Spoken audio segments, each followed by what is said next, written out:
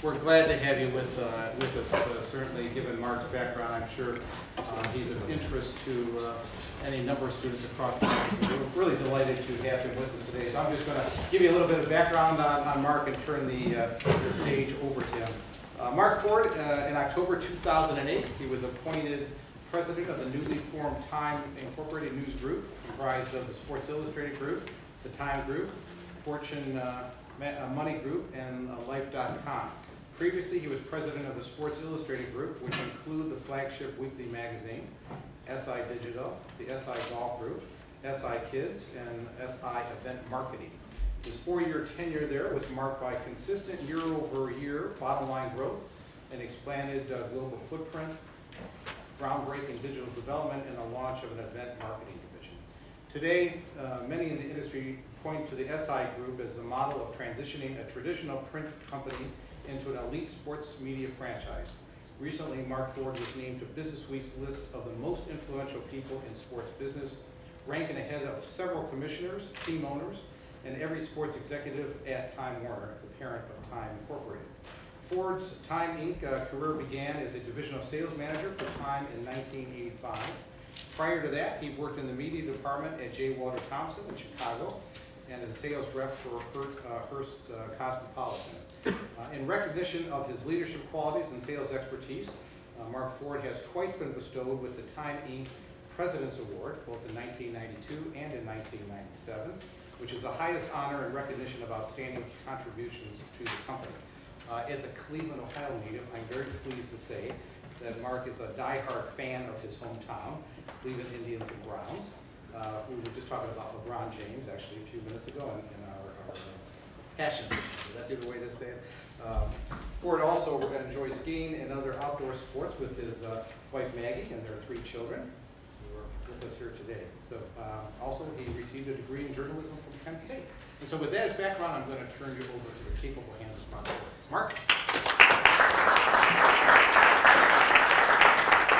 So everybody always starts out these speeches by saying this, on how excited they are to be here. And I can tell you, I genuinely am really excited to be talking to this group today.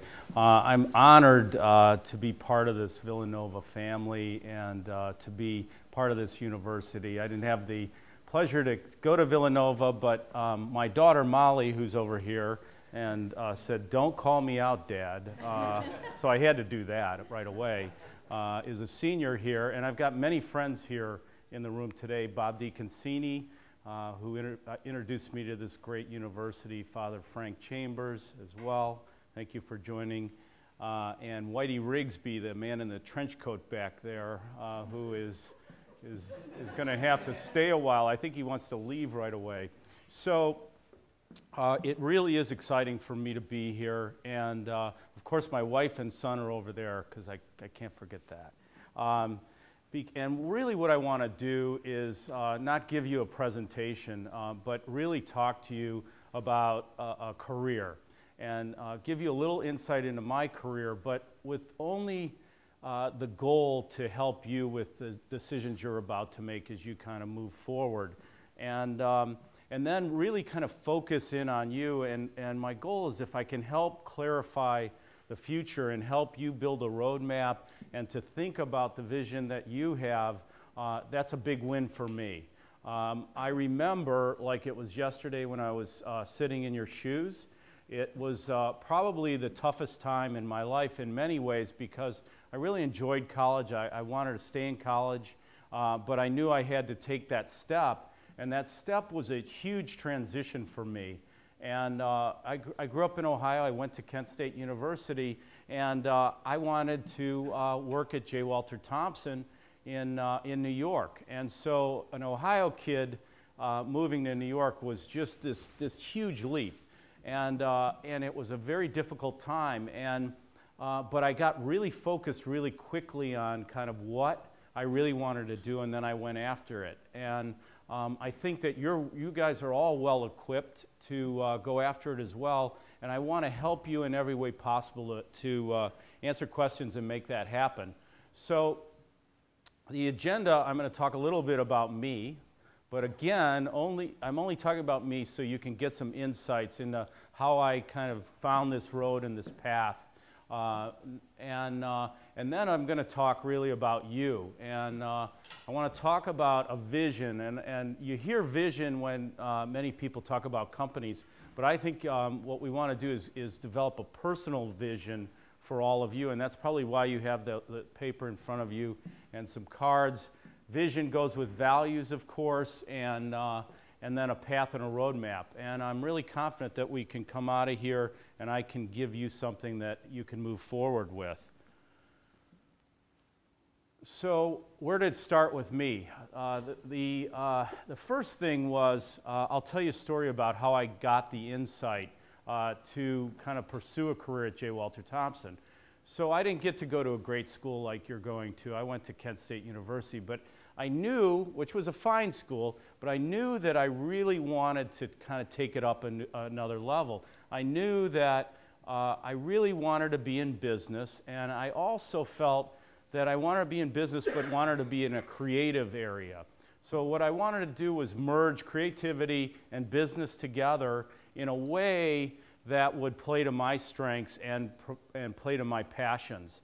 And so I started to look at various career options and really thought about where am I going to fit in. And I actually was more interested in the creative side, but I knew I wouldn't be able to be a songwriter, although I loved music. I knew I couldn't be a journalist at the level of a Rick Riley or many other great journalists at that time.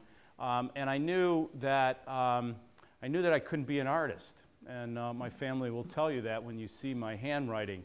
But I could combine business with creativity. And so what I set out to do is said when I was a sophomore at Kent State, what are the things I have to do to deliver creativity in business and find a career and kind of my life's work? And so I went to the Red Book. I went into the library at Kent State University, and they had this agency Red Book at the time, and it listed all the advertising agencies in the world. And I decided, well, you know, I want to go to the biggest, the best global agency in the world, and that was J. Walter Thompson. So I opened this Red Book, go in the library, I go through the Red Book, and what I find is at the top is J. Walter Thompson.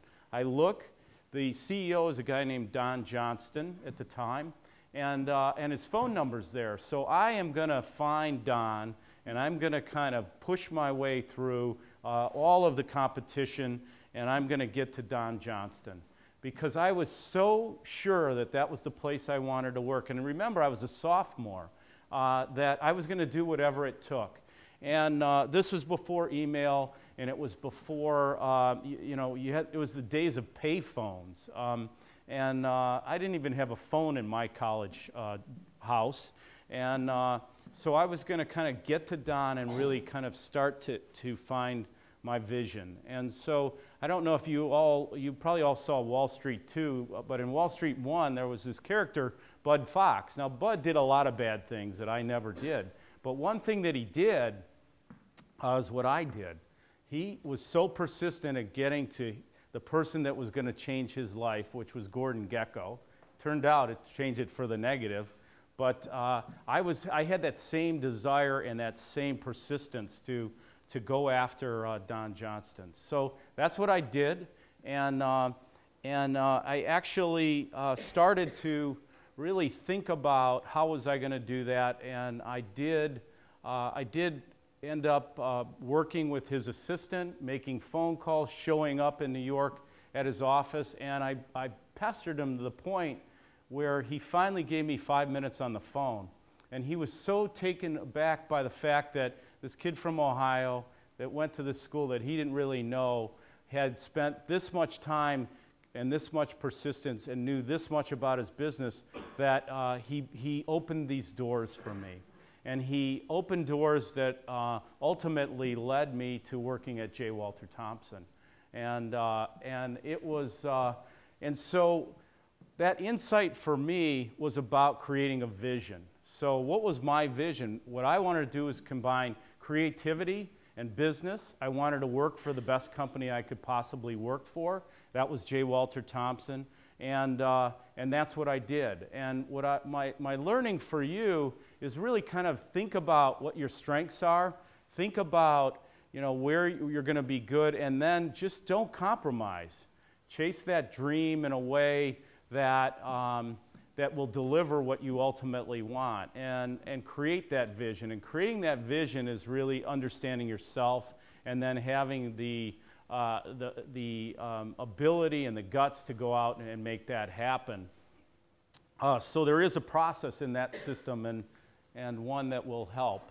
So it's amazing as I think through my career and that initial vision in Ohio back in 1979, that it would lead to where I am today. And so fast forwarding, I am going to show you kind of one thing that I do today. Father Frank, I've cleaned this thing up. It's very, very highbrow. This is the SI swimsuit, which, by the way, the SI swimsuit issue and the multi-platform media that we deliver there has delivered $1 billion to Time Incorporated since it started in the early 60s.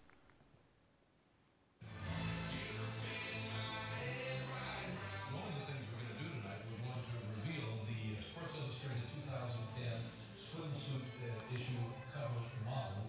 Exciting, and it's just, I think just now it's just happening. You look fantastic on the cover, and again, your pieces inside are absolutely stunning. East Coast may be hunkering down for another snowstorm, but the folks over at Sports Illustrated are doing what they can to try to heat things up. This is a huge deal in the world of modeling. Is it to be featured on this magazine?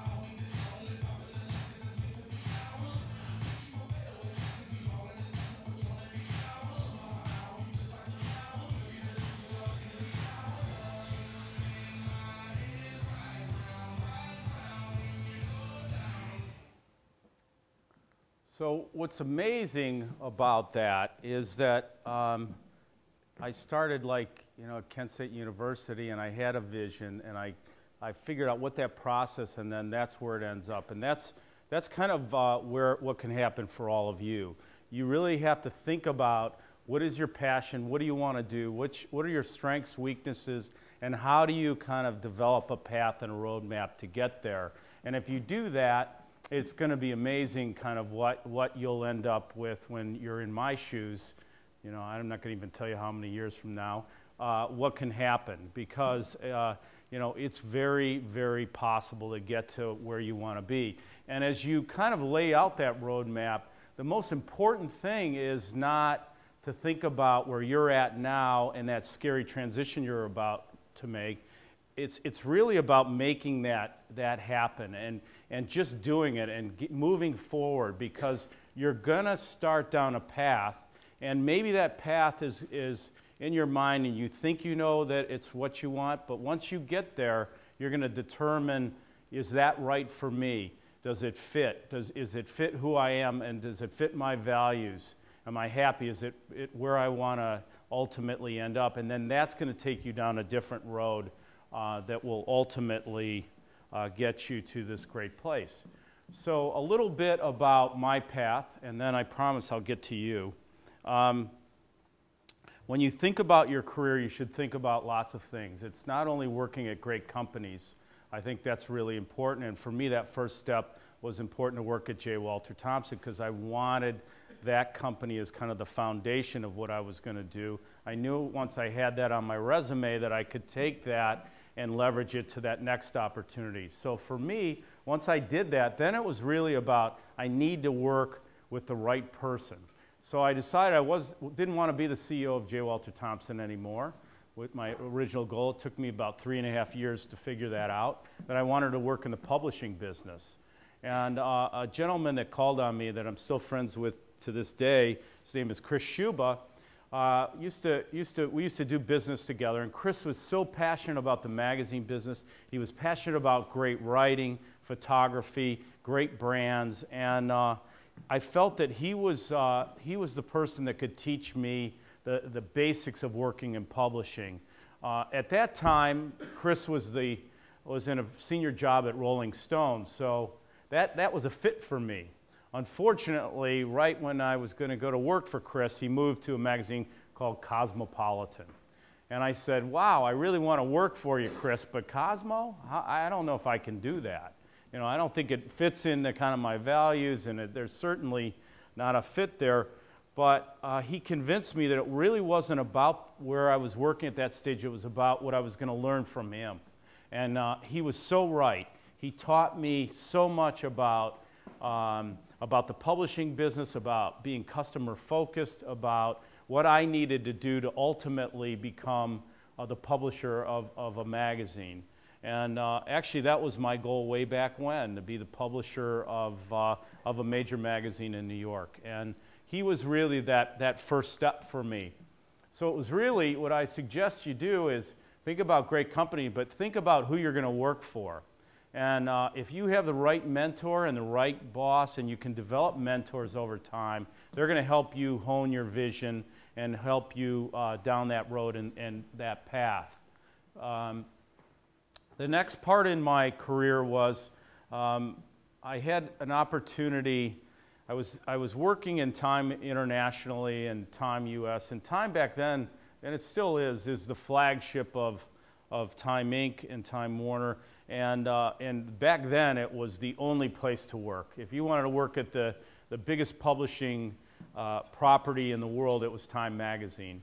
And so I worked there, and I had a great job. I worked in international. I traveled around. I learned a lot. It was just a great experience, but it wasn't enough for me. It was too big. I couldn't make a difference. It was too process-oriented, not enough creativity for what I wanted, because it was a big machine.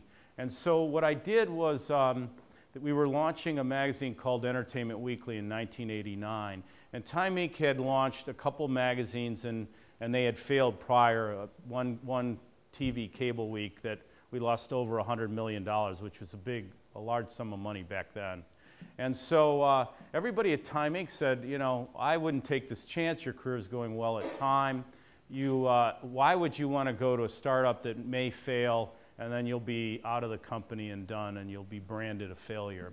And I said, well, that's exactly why I want to do it. I want the experience and the excitement of working on the ground floor with a bunch of people that were really considered the best and brightest at Time Inc. And I fought hard to get this job. Where everybody else kind of ran from it, I was like, I want to be on the team. You know, I want to work for a gentleman named Jack Hare, and Jack is now the president of one of the Condé Nast divisions. He oversees Parade and has gone on to do great things and is a mentor to me.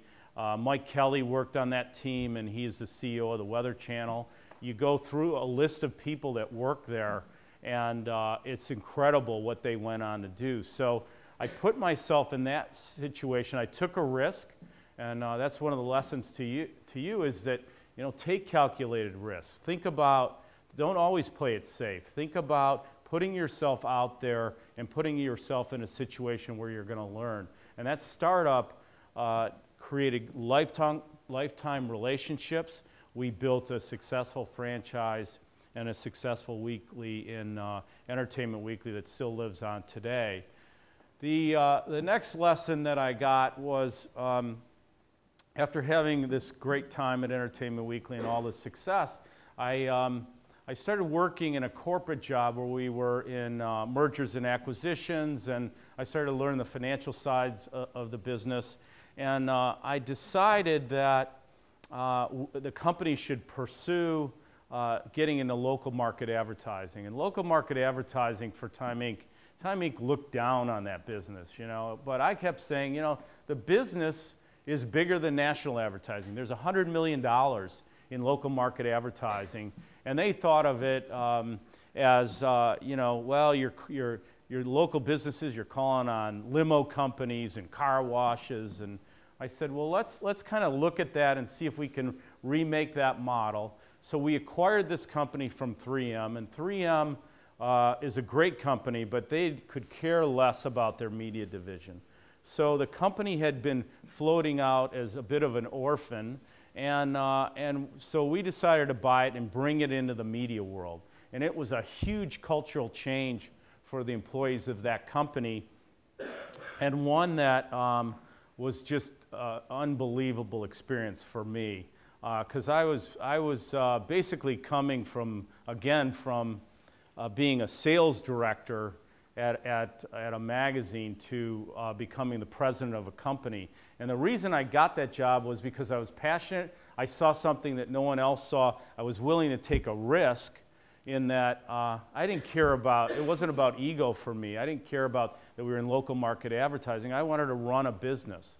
And all the competition that was more qualified than I was basically said, you know, I'm not, you know, let Mark do that. You know, that's not work, you know, of our level. And that has been the most successful acquisition in the history of Time Incorporated in terms of return on investment. And the learnings that I got through that experience have really set me on that path to running companies and doing different things. From there, I became known as one of the turnaround people in the company. And turnaround business is a hard business. It is a business where you have to make wholesale changes, you have to change strategy, you have to get rid of people, and it's really grueling work because most of the time, most acquisitions don't work out. And so I had made one work out, and I think, you know, the odds of making two work out were slim. But I said, you know, I'm going to push forward, and I'm going to take over this company called Time for Media. And Time for Media, we're an enthusiast company. We had brands like This Old House, like Golf Magazine, like Field & Stream and Outdoor Life. We had Warren Miller Films. We had Skiing. We had an action sports group in California called Trans World. And it was basically 5 times the size of the business that I was running at Media Networks. And so again, it was taking an acquisition and turning it around. And it was hard, and we had to begin to build it from a magazine-centric company to one that was really multi-platformed, that was beginning. This is when the internet was just starting. We bought a company called golf.com. So I married golf.com with Golf Magazine, and we began to build out, we began to think of ourselves as a content company. And that was a big shift. That was a change, and it allowed me to be on the forefront of what was happening in the media business. And it was just highly rewarding, and one that I suggest you all think about. Put yourself in a position where people think it's going to fail, and turn it around, and you will make a huge impact, and you will have great rewards from that. So we're really now in a time where we're not about magazines. We're not a magazine company. We're in the media business. We think about Sports Illustrated as a sports media company. We think about Time as a news business. We're not in the paper business. We're in the content business, and we're going to push that content through as many channels as we possibly can. And that is through magazine, through live media, through experiential marketing, through emerging media like tablets, mobile, websites, and that's kind of what I do now. I really have had the opportunity to push these brands and these content companies from magazine-centric to multi-platform. The emerging media I talked to you about, I'm going to go into it in a second, where I'm going to show you some of the work we've done on the tablet. I don't know how many of you have tablets, probably not many, because they're too expensive, but iPads, does anybody have an iPad? We have one. You won it? Yeah. How'd you win it? I took a survey. You did? Great. Well, the prices on those iPads are coming down, and the content is, do you like it? I love it. Yeah, it's pretty good. It's really the best of magazines and the best of kind of multi-content flowing through different channels. So it marries television, magazines, and brings content to a whole nother place. It's probably ultimately going to be the most important thing since television, I believe. There's more devices that are coming out around the holiday season, and then HP may have a device out by then, but next year there's going to be a large number of these devices. And one of the things that I got to do through this experience is Terry McDonald, the editor of Sports Illustrated, came to me about 18 months ago, and he said, Mark, have you been following what Apple's doing with these tablets? And I said, actually, no, I hadn't. But Terry knows Steve Jobs, and they were chatting one day, and he said, well, this is coming. So what we want to do is really be ahead of the technology. The magazine industry traditionally was behind the technology. So Terry and I got together, spent a lot of nights together, and thought about his side was really creating multi-platform, multimedia content. You had to take magazine editors and web editors and make them edit for this new medium. And I built the business plan with him. The company was not, they weren't aware of what we were doing, quite honestly. We did this on our own time. We thought about it. We thought if we got a big company like Time Inc. and Time Warner involved, that it would slow the process. So we created this entrepreneurial environment within a big company. And I'll never forget the day Terry and I went out. We went to Gatorade, and it started getting out to Time Inc. that we took an HP device, and he duct taped it all together, ripped off the screen, and created this model that is basically what you're going to see right now. And so he was so far ahead of everything, and it was only about 18 months ago. So this is an example of what we're doing at Time.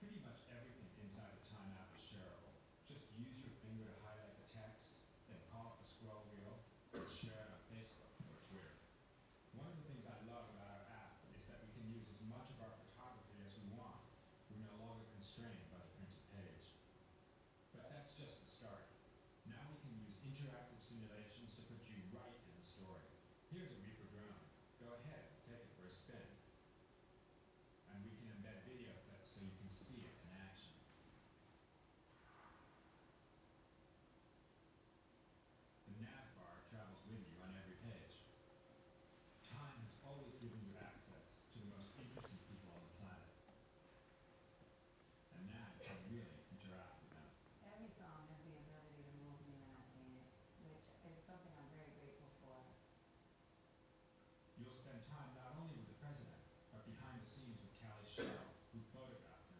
This is a person who voted in to office by the people, and so we should let someone photograph it. I want pictures of Barack Obama, but I also want pictures that show what he sees. Every issue on the tablet will give you all of that week's printed magazine and then some.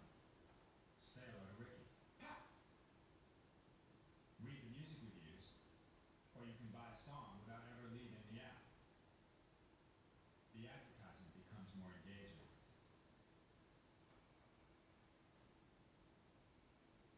This camera ad lets you find the right model for you. And you can even experiment with different lenses. And when you're done, pop back to a story. We let you interact with information in all kinds of new ways. Part of the fun is telling stories with new tools. Readers can engage with the story and find more personal meaning. You can lean back and read it whatever way you like. Flip it to vertical mode. On the tablet, you can start conversations like never before. You can drag any kind of media into the discussion and mix it up with non-readers. There's always a debate going on, and you can jump into the fray. Done. We'll be evolving time every week. Some things never change. So one thing that just strikes me, because I'm way too close, those hands are like zombie hands, or what we call them. We've got to make them better somehow. But zombie hands aside, you know, this is a revolutionary new distribution channel for our company, and one that I think will transform the publishing industry from a magazine-based company to a true multi-platform content company. And it's really exciting, and we're really, it's just been a tremendous experience for me along the way. This is, no one saw this, we actually, we'll edit it out later. This is called a wireframe, and we're working on a new app with Fortune. And the Fortune 500 is our biggest franchise. It's the definitive list of the greatest companies in America, and then we have a list that comes out internationally. And it is an issue that actually people keep with them. If you're a salesperson calling on Exxon, you keep that list. You can see the C-suite executives. It becomes almost a tool to understand everything about any company that you want. This now is the companion piece to that, and it's the Fortune 500 app. And the things that we can do with this app are just going to be incredible. And literally, the designer came to me 2 days ago and said, I've been thinking about this. This is kind of what's coming next. So you'll see this in May, and it'll be a whole lot more developed than it is now. But you know, the 500 companies are there, and the revenue and the profits. But think about if you're Mark Ford and you want to work for the largest ad agency in the world, you can go to this Fortune 500 app, say, okay, I want to organize this by the top ad agencies in the world. I want to work there. I want to see how they ranked against the Fortune 500, how much billing they have, the accounts that they handled. And you can do this for every industry that you're interested in. If you want to work in banking, you'll have a database of information there through this 500 that we think is going to be really powerful and effective. This is the Exxon example. If you're a salesperson selling cement to Exxon, what you can do is find out about how big the companies are. You can figure out there's some profit statements, there's executives, and then we're working with LinkedIn right now to begin basically what we call the old Kevin Bacon 6 degrees of separation, a list of your LinkedIn network that will be cross-checked with the list of all the employees at Exxon.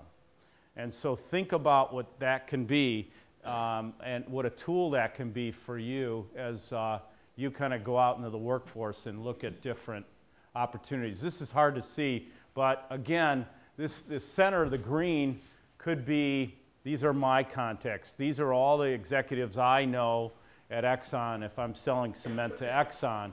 And then from there, you build out, and there's a database of names that you capture, and it kind of goes out from there. So it's second and third degree, and then you can build this incredible contact list by company. It's going to be really powerful, and these are just a few examples of it. So look for that coming in May.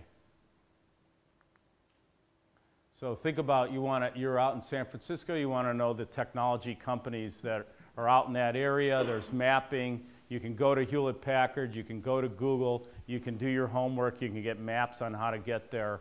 And instead of picking up a payphone like I did in 1979 and called Don Johnston, you actually can have a sophisticated form of technology to get to the people that you're most interested in. So that's really a lot too much about me. I hate talking about me, actually, but I hope that I gave you some insight into the business, and I hope that maybe I can tell you on how I created, show you how I created the vision moving forward. Now, for the next part of this talk we're giving, I want to introduce a guy that I've worked with on really the first turnaround. His name's Frank Prince. He's going to come up here in a second. And Frank basically works with companies, is a consultant, and what he does is work with cultures in companies to teach creativity and bring creativity into the organization. And I found him in 1997 when we bought this company from 3M, and the company was really one that had great engineers but didn't have any creativity. And so I talked to some friends of mine in the ad agency business and said, you know, who are the best consultants out there that can teach creativity? And Frank's name came up. And he has this company called Unleash Your Mind. He does a lot of work in creating vision for businesses that I work with. Works with their top executives to create a vision for that company. But what he also does is work with these companies, these executives, to find out, to create a vision and a path for those executives.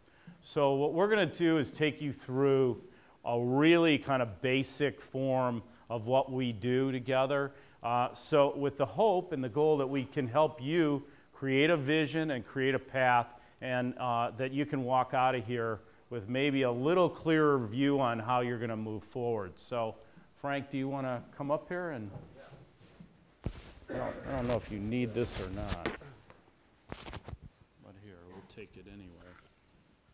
All right. It's funny. I was a bit amused. I got it. You got No it? problem.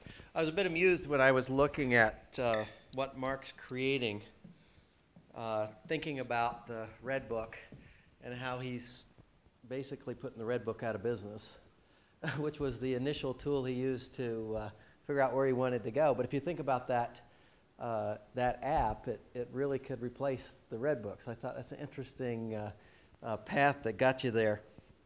But me being here is a good example of also what I think is the reason why Mark is doing what Mark's doing now, and it's been a part of why he's been successful, is that as long as I've known Mark and observed a lot of different leaders who I work with, is that even this talk today, he said it's not going to be about me. My plan is not to go there and make it about me, as I really want to make it about them and what would be the best thing that they could take away and how could we do that. And it's literally the thing that he does with the executives that come in and work with him, and it's the reason why he said, you know, if we could have them go through something like we take the executives through, it would be great, because it would be an insight into the things that we do with them.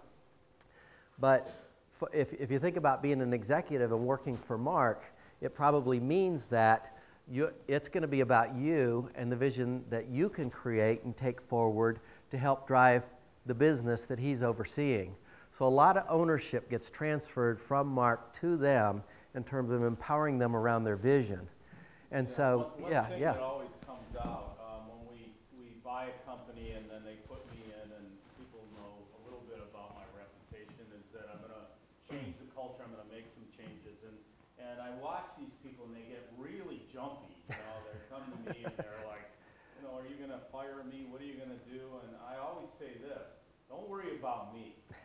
Worry about you and what you're going to do, and think I'll help you. I'm here to help you to be successful, and I'll do whatever I can to, you know, to make you successful. Right. And so it is always about them. Yeah, it is about them, and it's interesting because it's about their vision. And so a lot of times an executive would be expected to have a vision for that piece of the business that they're in charge of. And for you leaving from here, it would be wonderful if you were pretty clear on, you know what, just like an executive coming in and saying, I want to work for Mark, I want to take over this piece of your business, and they got to sell him on that they'd be the best person to come in and run whatever that is. They usually have to come in with a vision of where they'd like to take that piece of the business. And you may think Yeah. that vision thing is easy. It's not. It is not. I have a lot of really smart people that I'm fortunate to be around, and I always ask them, give them in the elevator, what's the vision for your business? And it's amazing. You know, I don't know. And these are really smart people, and it's a simple idea, but one that very few people can communicate. Right. So the challenge with the vision piece, because I really want you to be thinking about your vision. It's like, where, you know, what is my red book like for Mark? What is it that I have looking forward? And do I have that now? And I know that it can be a bit intimidating because some people wrap around it, the whole time frame thing. Well, how far out are you talking? I mean, Mark's vision of I want to be running that agency, it wasn't about a time frame. It's like, that's what I want to be doing.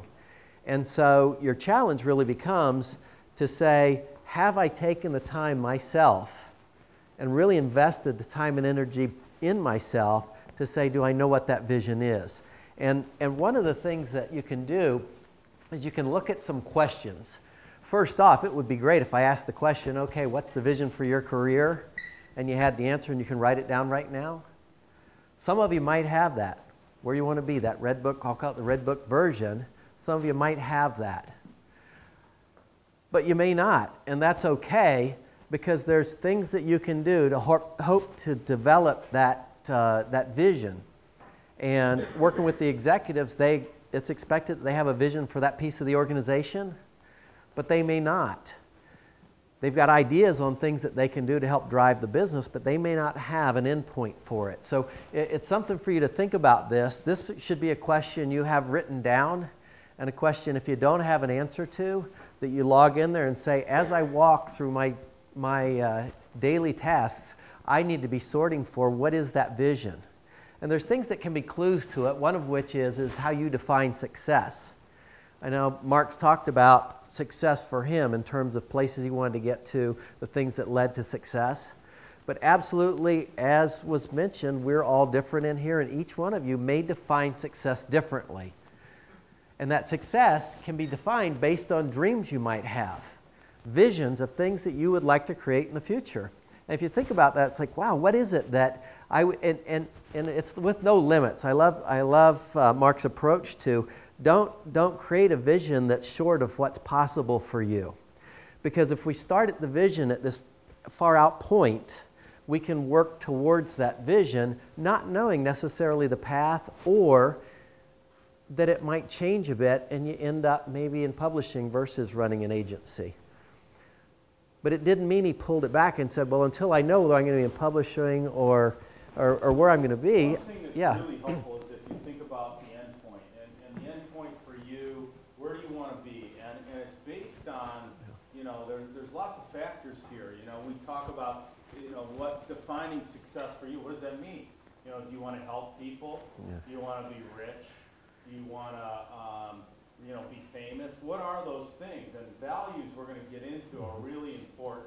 And if you know what your values are, that'll give you the foundation to develop a path that actually will in my view, ensure that you're going to end up as close to where your endpoint as possible. And Yep. So one of the last one is how will you know when you've achieved your vision? Which is an interesting question, because I think if you even asked Mark, he'd say, I'm not there yet. There's still more yet to come. But now, in the place where you're at, now it's going to be retirement.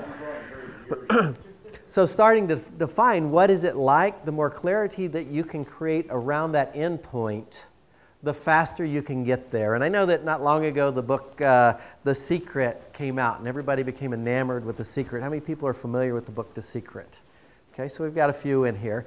It's interesting, the notion behind The Secret, kind of the secret behind The Secret is that you put intention behind something and lo and behold it manifests it. You know, seek and you'll find. The notion is you begin to look for things and you will find them. There's nothing more powerful than establishing a vision, that end point, and allowing yourself to begin to sort and find that on your path.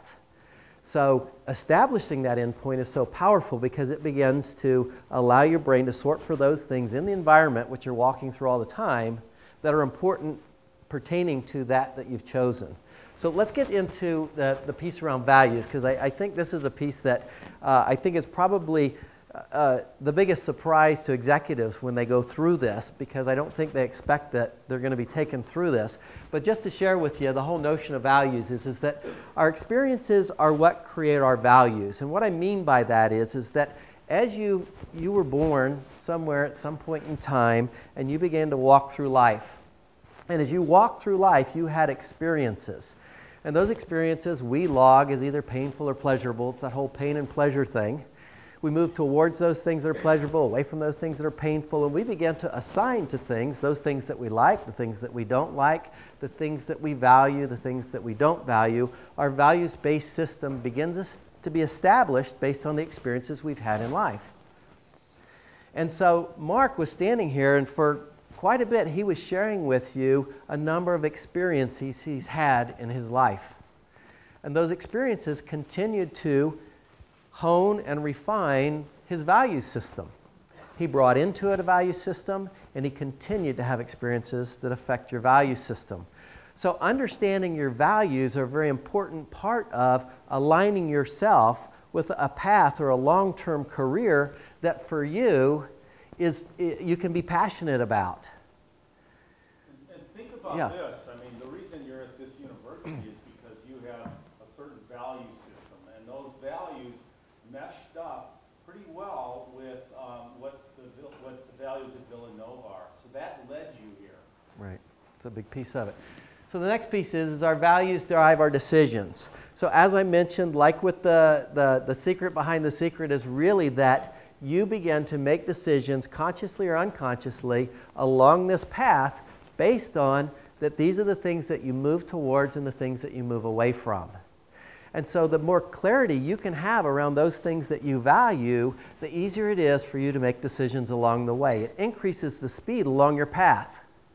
And it does require some self-awareness, some time to stop and step back and reflect and say, wow, you know, what values do I find most important? What are those things that are most important to me? Because if I know those, it will sure help me in understanding where's that stake I want to put in the ground out there. What is that place that I want to end up with? Because if so, it will be in alignment with it. And if it's in alignment with it, it's not a job. You're working out a passion. It's actually fun to do.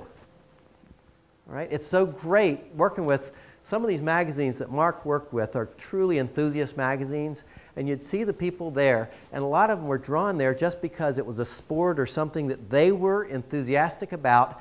And every day they loved working there because they were a part of something that they were truly passionate about. It doesn't mean you have to follow that path, but there were a lot of people there, and he's got a lot of people working for him now that work for Sports Illustrated out of a passion for sports. So let's take a look.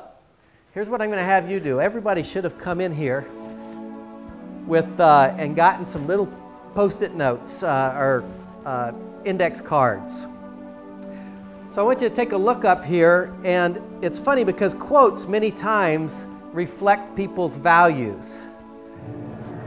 So as this goes along, I'd like you to think about what values are represented by some of these quotes.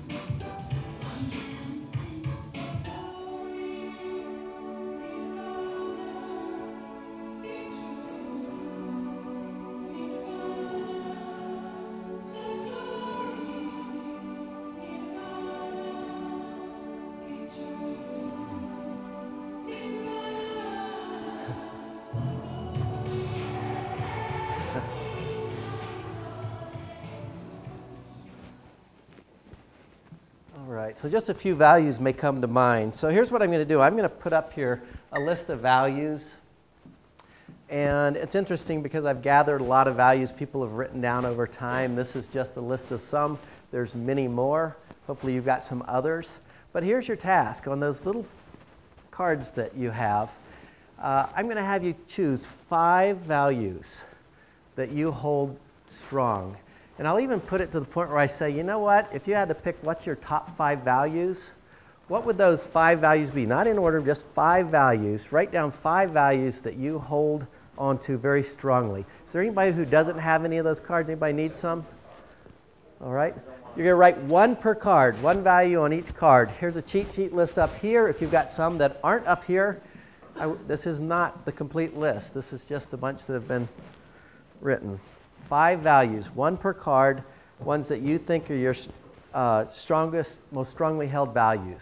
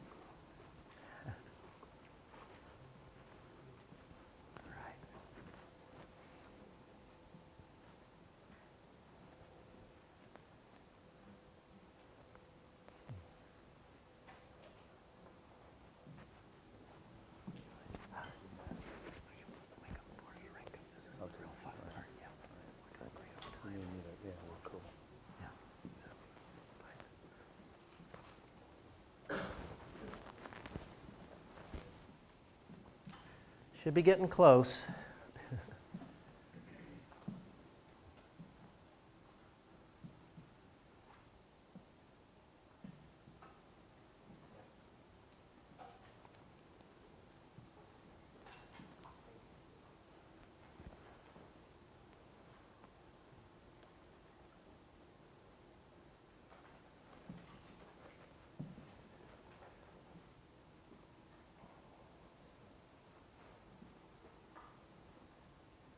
Okay, as I'm looking around, it looks like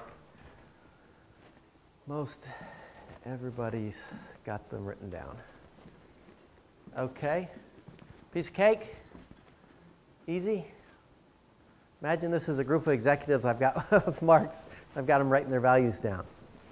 Something for them to reflect on. They're at a certain stage in their life. Okay, so here's what we're going to do. Is you've got these 5 values now. What I'd like you to do is I'd like you to take a look at these values, and you've got a piece of paper there. What I'd like you to do is look at those 5 values and say, okay, these are top 5.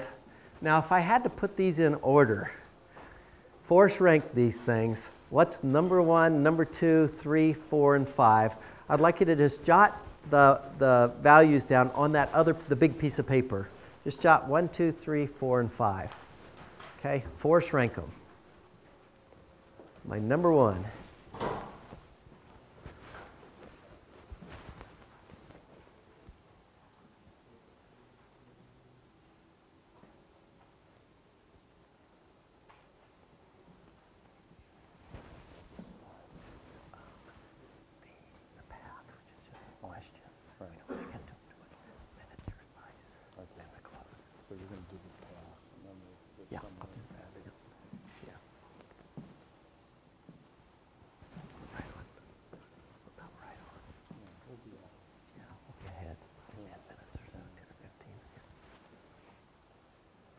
Okay, you got them in order?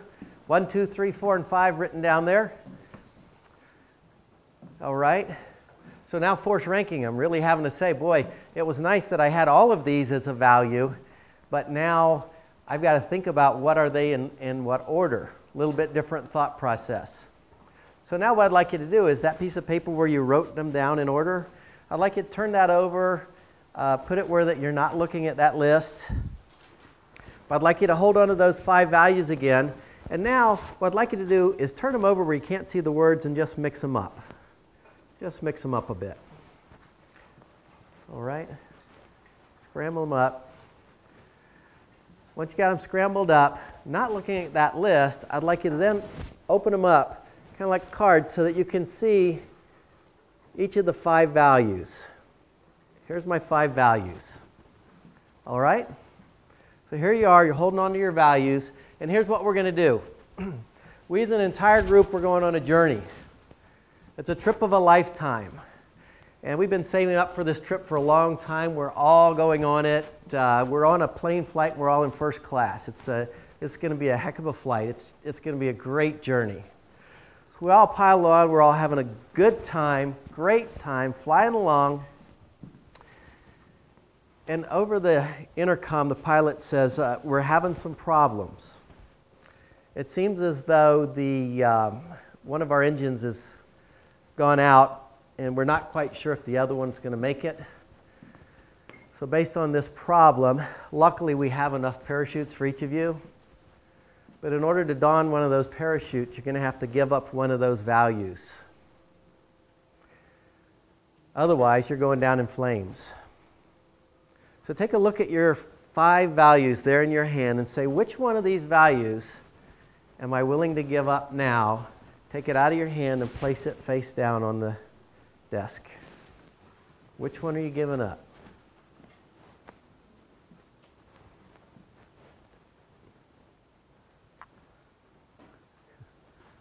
Some people still have 5. It's like, I don't know. What is that one I'm going to give up? All right, everybody down to 4? You're now holding on to your top 4 values, and sure enough, we each don a parachute. We parachute out of the plane. We all land safely in the middle of the jungle. And we have no idea which way to go. But fortunately, along comes a little pygmy. And the pygmy says, I can get you out of here. But you're not getting out of here unless you give up one of those values. You're going to be left to die here in the middle of the jungle. Which one are you giving up? Take that one out, lay it face down on top of that last one. You got to give one up.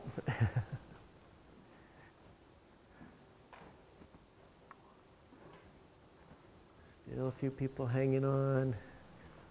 Okay, we're there. And you know what? The pygmy did as asked. Got to give one up. He did his ask. He takes us right up to the river and says, here, you go straight up this river and you will be at the city and you'll be at safety. And we're there along the river bank. There's crocodiles, piranha, and there's no way for us to head upstream. But along comes a riverboat captain. The riverboat captain says, I'll take you right to the city, but you got to give up one of those values, or you die here on the banks of the river. Which value you're giving up? Place that one down. Down to 2. That went pretty quickly that time. So now, look in your hand. You're now left with your top 2 values based on this scenario. And the riverboat captain does as he said. He takes us right up to the city, and there in the city, sitting in front of us, are 2 planes. One plane you could hop on, and it takes you back home. You go, you know, this trip wasn't all it was cracked up to be. Or the other trip says, hey, you're going to go on a trip of a lifetime. You might as well hop on that one and go on. But either way, you're going to have to give up one of those values and get on one of those 2 planes. It's up to you. Which value are you going to give up? Lay that one down. And you now should be holding one card, your single most important value based on a life or death situation. Now that piece of paper I had you turn over, I'd like you to turn it back over, and your cards now are stacked 1, 2, 3, 4, and 5. Take a look at your values you had written down before in the order, and now write down the new order. See if it's changed or not, but put your new order down there on that piece of paper. All right. Now here's an interesting thing is you've now got your list. And if you don't mind sharing, and I always say the whole don't mind sharing a bit, but it would be nice if you could just turn to one person nearby you and say, hey, here's kind of what I came up with, what'd you come up with, and just share a little bit about your list, maybe the before and the after, but just take a quick check to see one other person's list of top 5 values in this room. They could be next to you or behind you, wherever, but just one person, do a quick check, or a couple, all right? What are some of the things that you noticed based on your conversations out there? Just anybody, what are some of the things you might have noticed listening to other people's values? Yeah, okay. Older people tend to pick health. Number one, older people tend to pick health. And what does he pick? He's 17. Fun. Fun was number one. Health was her number one. There we go. Yeah. What else did you notice? Anybody? Yeah. My partner and I share the same top 2, honesty and loyalty. Wow, you had 2. Yep. And do you know each other? Nope. No. Interesting.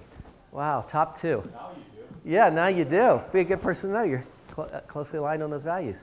Excellent. Any others? Yeah. Other insights?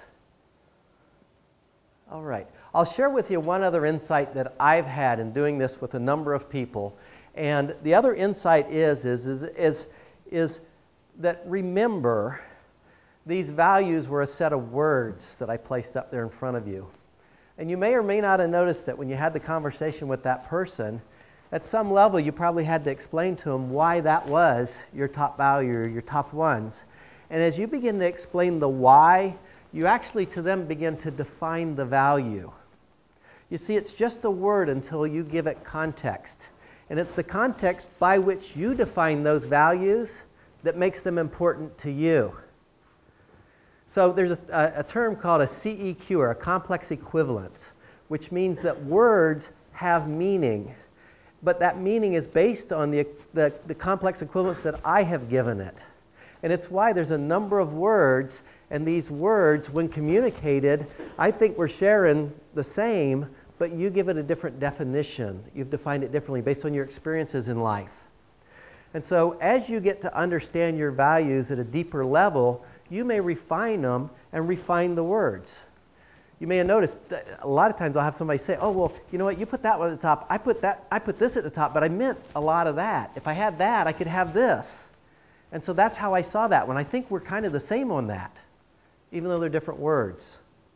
And so, beyond your careers, this is wonderful from a relationship standpoint, because many times we speak in broader terms, and the more specifics could give us more texture for that relationship with others. So can you see how understanding your values could be very helpful in helping you to design the path in order to get you to your vision? So the next place that we wanted to be sure that we touched on was the path, because Mark shared a lot with you on the path. And the path, I've got a series of questions just for you to begin to think about, not to answer now, just like the vision questions. They're ones that it's like, okay, what is it from a path standpoint? One of which is, what are the experiences you believe you'll need to have in the future in order to achieve your vision? Because what this can do is it can make a vision that's way out there much more doable if I figure, wow, I've got to do a few things before I get there. I can't be the CEO before I've been a manager there. I've got to have some experience. Quite often I see people who want to come in and work under Mark to get to a publisher level. And there's a lot you got to do to get to a publisher level. So there's experiences they have to have. If they don't check those experiences off, they can't become a publisher. There's certain experiences along the way that can get you there. So when you define that vision of where you want to end up, step back from it and say, what are the experiences I want to have? That can sure help you define what kind of job do I want to get when I get out of here. If that's where I want to end up, this will be an experience that will help me get there.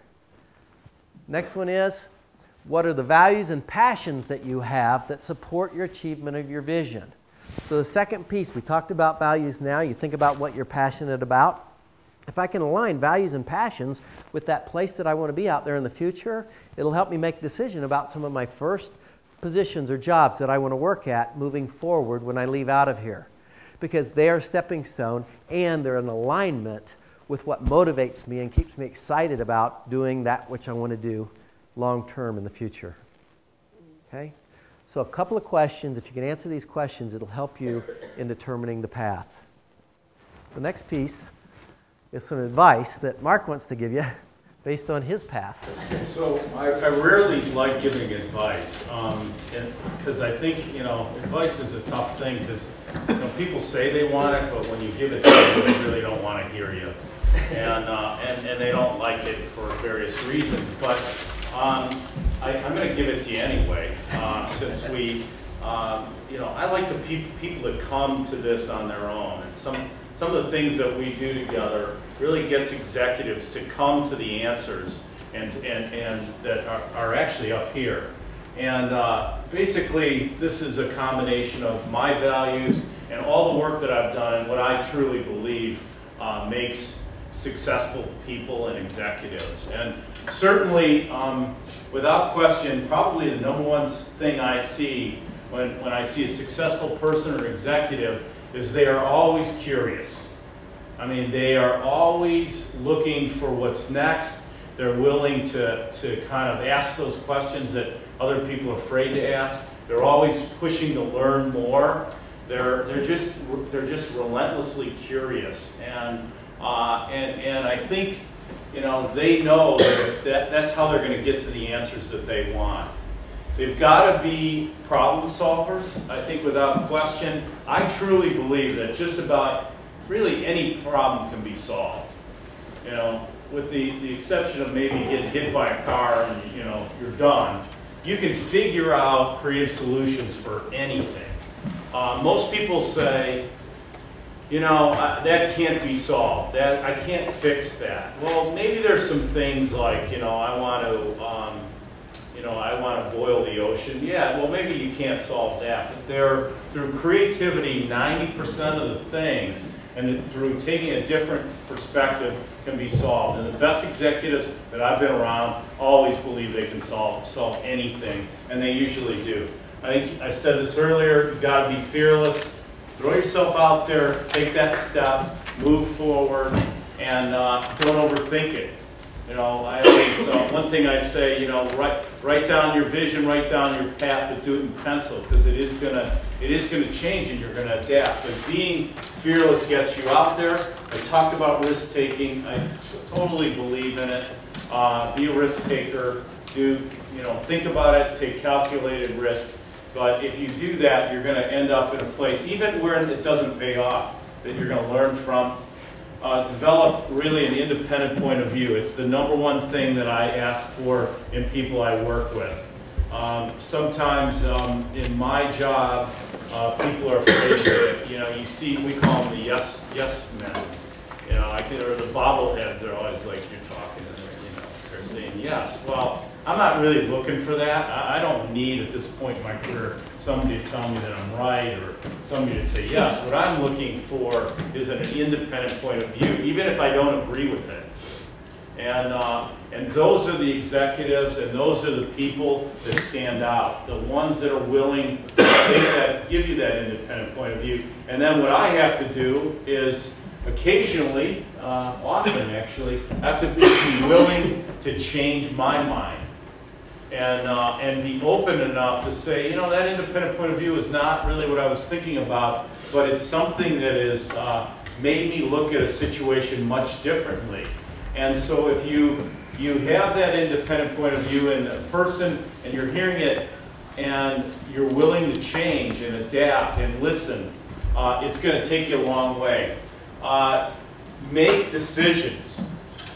You got to make decisions. Everybody gets frozen constantly. It's like, what do I do here? And they usually blow up simple decisions into big issues. That's not necessary. Make a decision. The best executives that I work with and employees that we work with are the ones that are willing to make a decision. Because it's amazing how few people want to take on that responsibility. They don't want to own it. And when I see that in someone, I worry. I think, well, if you don't have a point of view, you don't want to make a decision, then you don't want to own it. And you're going to end up being someone that just tries to hide in the organization, and quite honestly, that doesn't work for the organization or for me. This is a thing that I actually have struggled with my whole career. It's about being optimistic. When I started my career, I always tried to manage the downside of situations. Make sure you don't do enormous damage. And I know that's counterintuitive to risk-taking, and it is. But I had this kind of dark view. I would take the risk, but I would always wonder about the downside. And at times I thought negatively. And I still work on that. But if you're optimistic, you believe that you'll always find an answer. You'll always find a creative solution. And you can't be, you have to be realistic. I'm not looking for people that are Pollyanna, but I am looking for people that are, hopeful and optimistic. One of the best executives that I've been with in the last year is Alan Mulally, the chairman of Ford. And Alan's done a tremendous job turning a company around that everyone said could not be turned around. And he did it. Alan's an engineer. He did it through leadership. He did it through product innovation. But he is the most optimistic person I've ever met in business. It's amazing. You walk into his office, he smiles. He's just so positive and such a force. And when people around him, they feel it, and they think that they can succeed. And he is just fantastic. And then, without question, I don't know if it's my blue-collar background or what, but you need to always do more than's required. Even if you're smart, even if you think you're more creative, more innovative than people around you, you can't take that for granted. There's a lot of smart people out there. There's a lot of really highly creative people. But the ones that will break through are the ones that are willing to do more than the rest. When you get into the workforce and you're doing your job, I suggest, always look to do for that extra assignment. Do more. You'll learn from it, you'll stand out, and you'll be better. So I'm going to wrap this up and get you out of here right on time. So, just going to go on. No, I didn't press it too many times. So, let me just sum this whole thing up. We've showed you a lot. I've talked to you about what I believe. I've given you some insight on my career. I hope that that's inspired you in some way or made you think about what you want to do. We've talked a lot about all of you and tried to give you some tools to think about your values and think about and create a vision, and you should do that. Spend some time thinking about it. Write yourself a roadmap. Not detailed, just write it out and throw it out there. And it's about clarifying your vision. It's about understanding who you are and what your values are. It's about building that action plan without question. You've got to take action. It's about understanding, what your strengths are, understanding that those strengths can become a weakness if pushed too far, and almost a crutch. Understand what you care about. In the end, go with your gut. If you don't have a gut reaction to things and instincts, then there's a process you can work through. But always go to what makes you happy and what you're passionate about. And then pull from your past experiences. You have lots of experiences at Villanova. You have lots of experiences in your life. And think about what you learned from those experiences and help that shape your vision. And if you do that, everything's going to be fine. I started this speech about, you're at this scary point, you're going to make a transition, and it's like, where am I going to go? I really need to make the first step, has to be great. But it really doesn't. You just have to go out there and take that first step and get on that path, and you'll find a way. You'll get to where you need to be, based on your values, based on your vision for yourself and understanding yourself. Before I wrap it up, though, I'd like to hear just one question from all of you. Who actually has a job already? Andy O'Callahan. All right. All right. Well, congratulations, Andy. I'm not going to pull you up here if I want to. What was your vision? But where are you going to work? I know the answer to this, but I want everyone else to know. You can even put Molly on the spot. She doesn't have a job yet. I interned this summer at Credit Suisse, and I am going to be working there. All right. Congratulations. Good stuff.